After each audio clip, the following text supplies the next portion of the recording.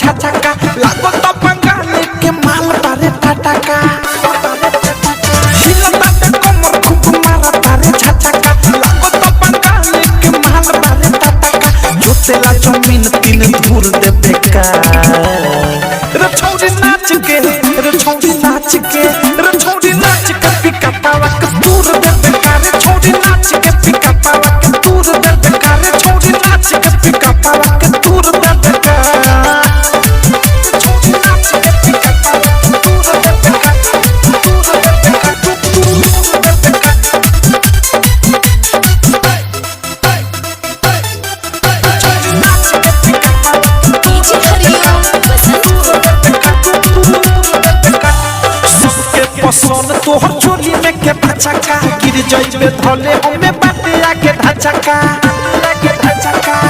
लागे धचका सबके पसंद तोहर चोली में के भचका गिर जइबे धले हमें बाटे आके धचका सबका के मजा भरपूर देबे का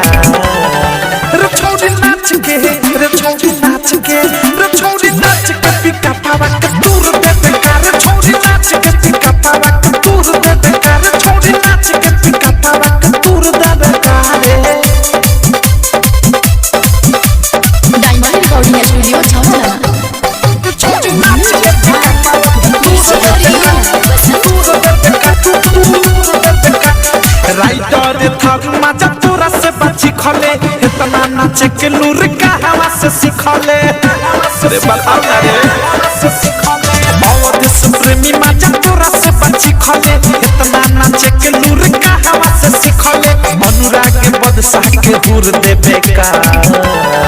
रे छोड़ी नाच के रे छोड़ी नाच के रे छोड़ी नाच के पिका पावा के दूर देबे का रे छोड़ी नाच के पिका पावा के दूर देबे का रे छोड़ी नाच के पिका पावा के दूर देबे का आरसीएम म्यूजिक न्यू ऐप अभी डाउनलोड कीजिए हमारे गूगल प्ले स्टोर से और पाए भोजपुरी लोकगीतों का एक से बढ़कर एक ऑडियो वीडियो सॉन्ग बिल्कुल